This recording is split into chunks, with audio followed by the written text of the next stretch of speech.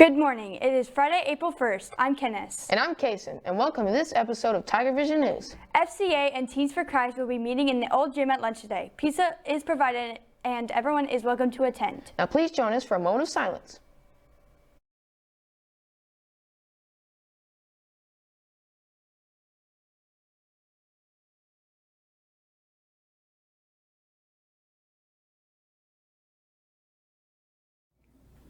Would you please stand for our Pledge of Allegiance to the American flag? Attention, salute, pledge. I pledge allegiance to the flag of the United States of America and to the republic for which it stands, one nation under God, indivisible, with liberty and justice for all.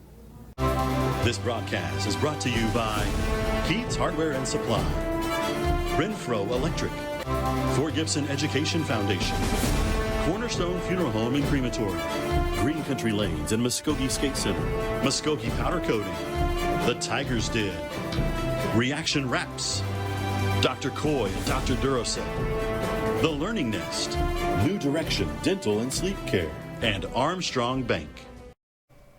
Prom tickets will be on sale for $30 between classes in the art room. You will not be able to buy a ticket if you are on the holds list. Please see Ms. Lowball for more information. Seniors, candy money is due. Please turn in the money to Miss Acuff to be able to get your free prom ticket. Also, if you didn't pick up your cap and gown and announcements yesterday, they're in the office. Juniors and seniors, if you're interested in a career in politics or just want to know more about how our government works, there is an excellent opportunity for you. Each year, our local legislators will allow a few students from high schools in their legislative district to work as a page for them in the state capitol. It is a great opportunity for anyone who is interested in the law. Those who are selected are allowed to shadow their legislator and get a first-hand look at the lawmaking process. Chris Sneed, who is our state representative, has reached out to us to see if any juniors or seniors are interested. He wishes to see a Fort Gibson student in the capitol. See your counselor for more information. Now, let's see what Aidan's new odd job is about.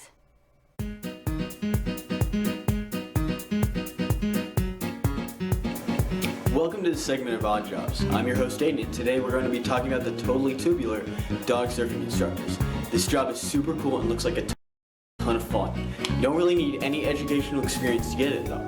But what you do need is to be an experienced surfer, and preferably a dog lover, of course. It's not easy though, as you're teaching an animal with who you cannot communicate well with. But over time, both you and the canine will begin to understand each other. Of course, the dogs have to have safety equipment, most notably the pet flotation device, which is essentially just a life vest for dogs. To teach your dog to surf, they need 5 things: sweet spot, orientation, control, advance, and launch. The sweet spot is the sweet spot on the surfboard, where the dog can stand and safely control the board. Orientation is the position the dog's board should be as you're walking out to the surf spot. To maintain control, you should always stand at the back of the board and place your dominant hand at the tail of the board, and make sure you don't hold on to the dog as you're guiding them out to the ocean. You should let them balance on their own. Advance is when you point the sweet spot of the board nose down while controlling the nose from the back to easily advance the board into the ocean. When you see a wave you want to catch, start advancing towards the beach as the wave catches up, and pressure the tail down slightly, lifting the nose to prevent the board from nosediving. Then push off and launch your dog towards the beach. The average pay of dog surfing instructors is about $31,000 a year, but some make up to $140,000 a year plus any tips. Of course, that goes for the $31,000 as well. That's all for now. Thanks for watching this week's segment of Odd Jobs.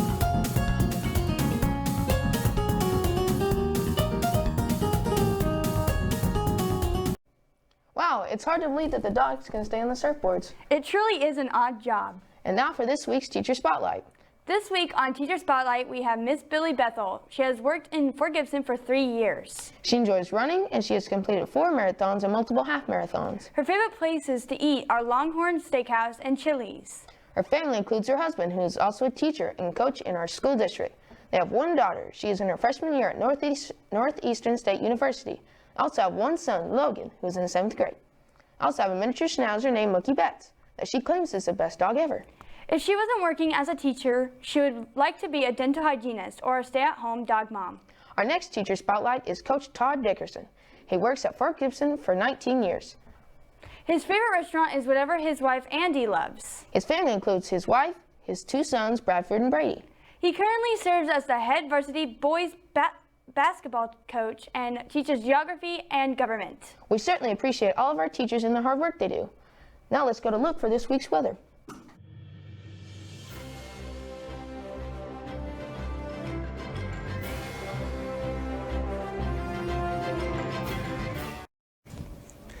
Today, we will have mostly cloudy skies with a high in the upper 60s with a slight chance of showers and thunderstorms returning late.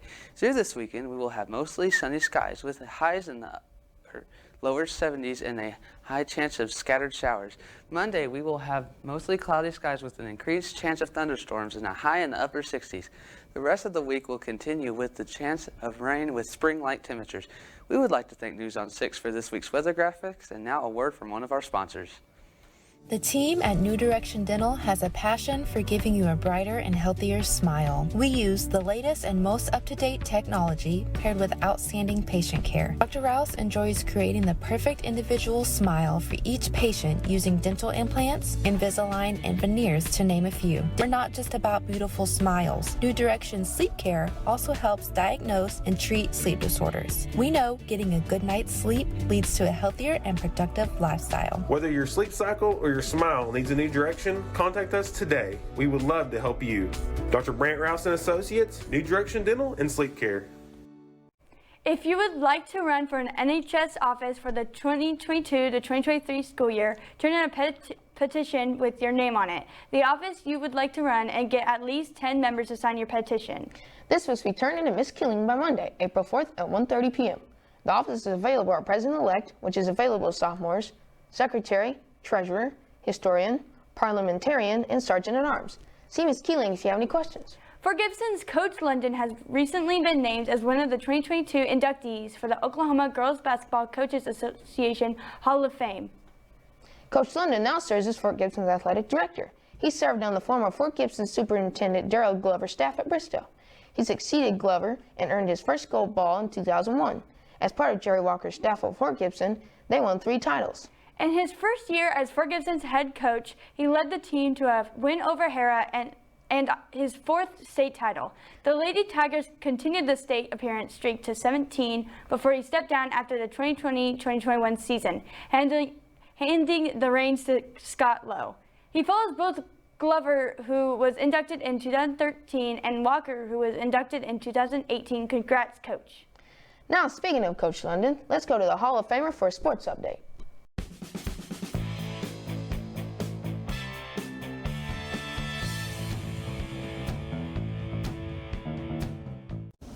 Thanks, guys. I sure appreciate it.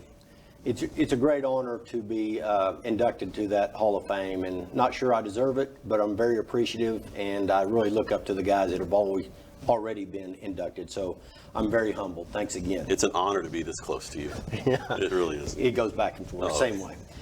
Okay, now let's get to our Tigers and Lady Tigers. First up, soccer. Last Friday, our soccer team played the Bethany Broncos. Yes, the Broncos. The Bethany Broncos, they're purple. Our girls took care of business 4-0, and our boys won a close one 2-1. 2-1. So it was a really good game on both ends of it.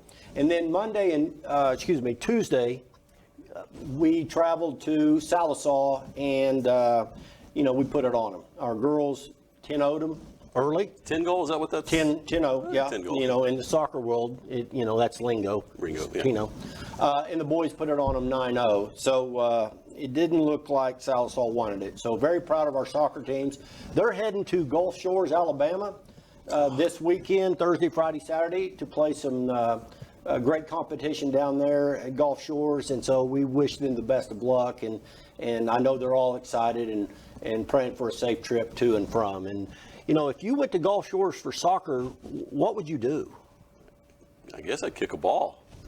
I think I'd get on the beach. I might get on the beach a little bit, too. Put a little that's a sunscreen on my belly, and here we go. And maybe the top of the head. So there we go. And, nice. So, nice. yeah. So that's got to be a tough place to play. So looking forward to that. Congratulations to our soccer team this past week and what they've accomplished. Now let's move on to baseball. They took down Sallisaw. Played the Black Diamonds a lot this week. 8-5 at home on Monday night, and then went to Sallisaw and came out with a big W, 15-0. So good luck to our baseballers. They travel at home. They're not going anywhere. They're just going to go up the street, and they have the FTG tournament this weekend. If you get a chance, you go out and see them. It's a nice place, nice park. It's a good atmosphere, and the crowds have been really good. They have been really good, and our student participation has been great. Yeah. So if you're a student, get out there and support your fellow students.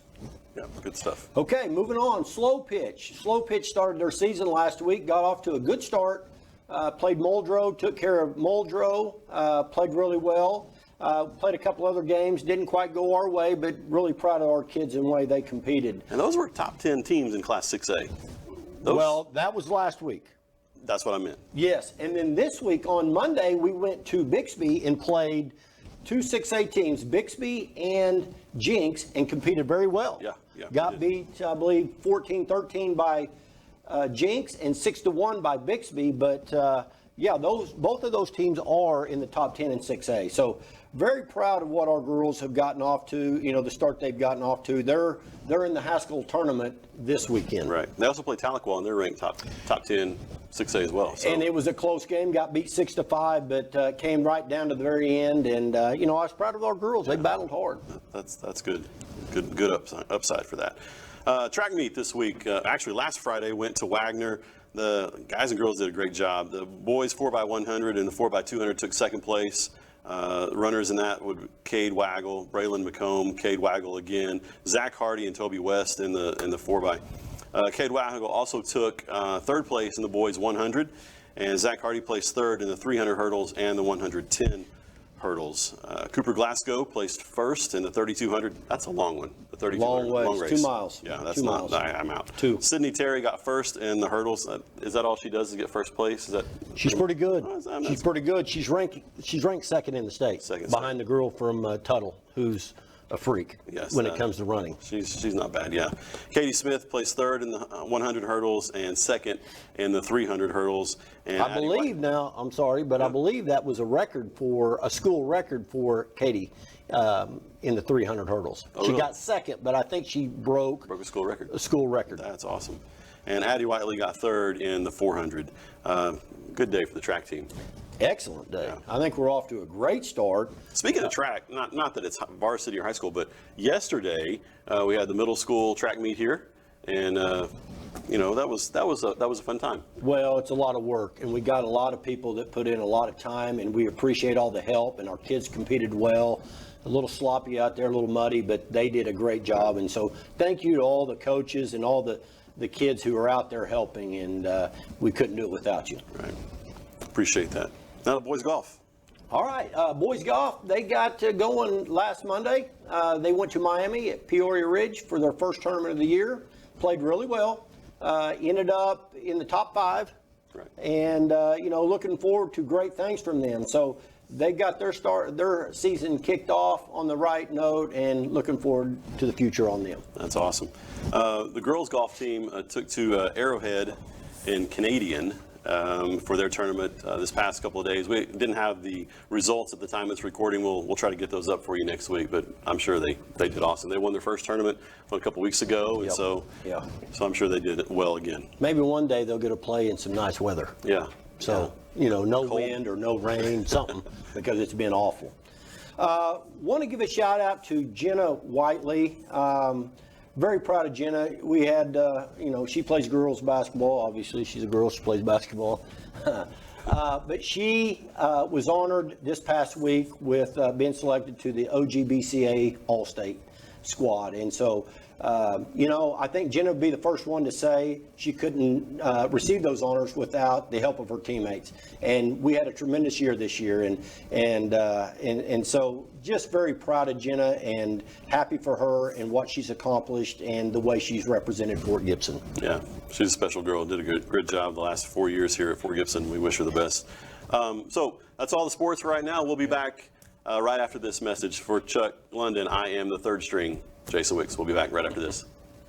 If you're looking for some local entertainment, look no further than Green Country Lanes, located on South York Street in Muskogee, a prime place for open bowling, birthday parties, and glow bowling. Come on out to Green Country Lanes, where bowling is a sport for those who have talent to spare. Recently, State Superintendent Joy Hoffmeister, former Cherokee Chief Baker, and Councilman Dobbins visited Fort Gibson schools last week. They were greeted by our students from IE, then our competitive hostile Gato robotics team. They introduced them to their latest creation. Our school was honored to have them visit. The high school hostile Gato robotics team will be participating in the Arkansas Robotics Regional today and tomorrow. We wish them the best of luck. Hey Kennis, did you know the middle school has a robotics team also? Really? Let's go see Emma for more.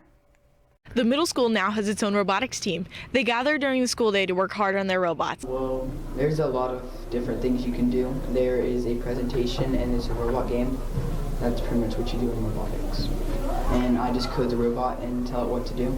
I think my favorite part of robotics is just being with people I know and that I can trust. I'm the coder mainly, and I also help a lot with presentations. This year was cargo-based, so we programmed the robot to do cargo missions on the mat, and we also had an innovation project, so we made that so we could help improve the community.